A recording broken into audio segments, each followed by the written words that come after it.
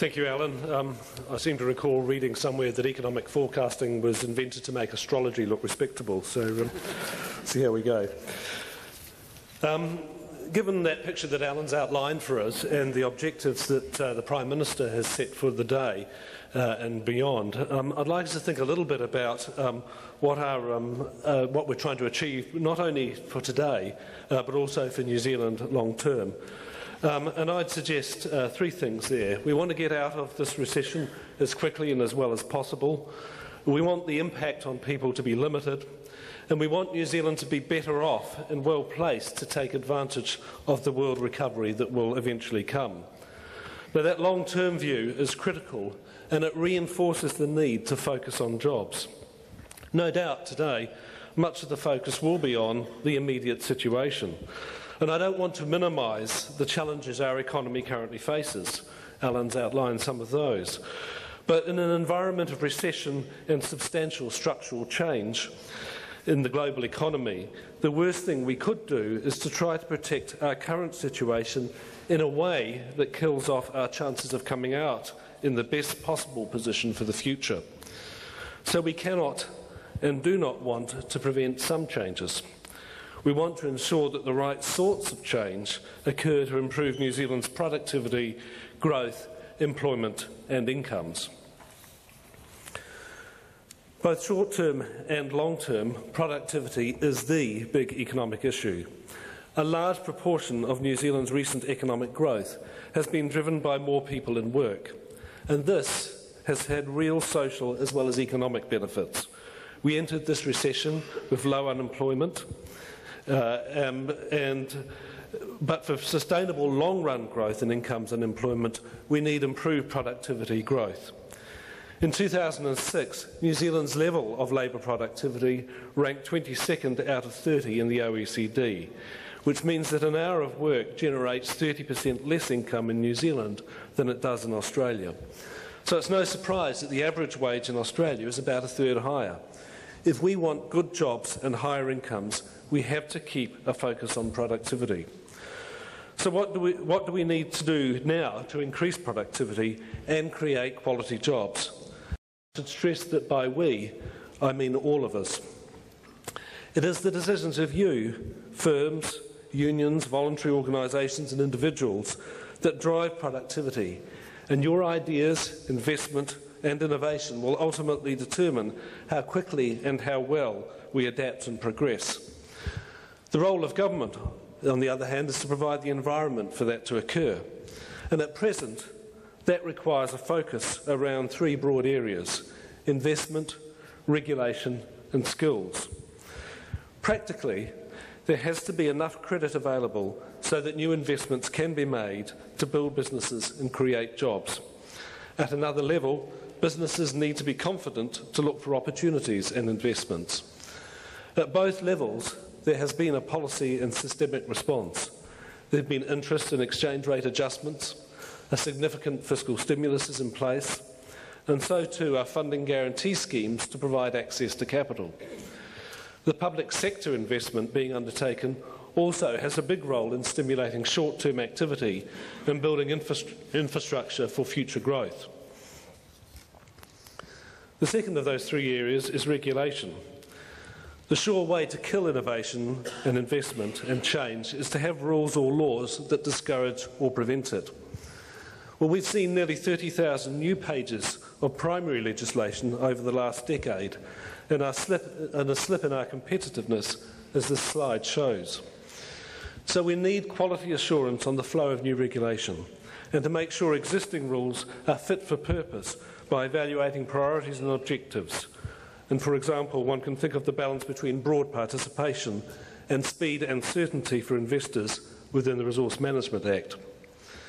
The bottom line is our productivity challenge, the 30% gap with Australia, and that means we don't just need to do well. We need world-leading tax settings, regulations and institutions to support our ideas and skills.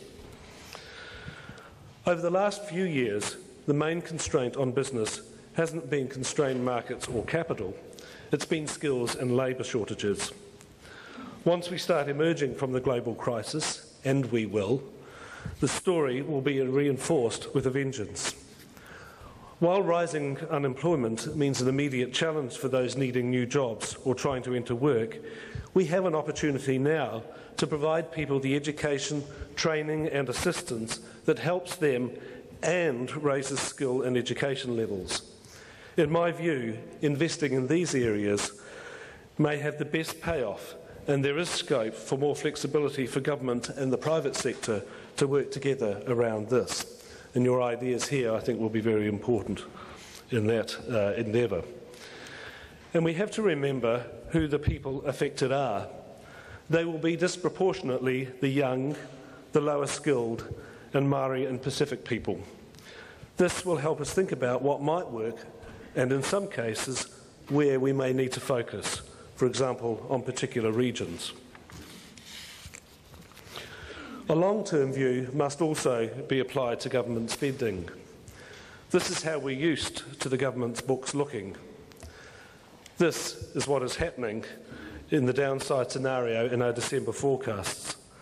Those deficits shown are about $8 billion every year, and it's no secret that international conditions have deteriorated further and that this is flowing into the government's accounts. These projections keep the same spending track as at present.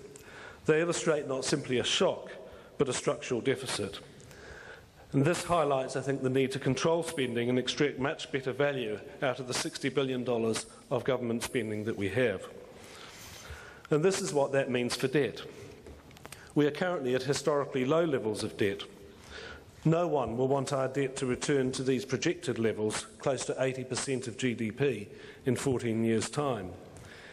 Debt like that is a credit rating risk. But that's not the most important issue.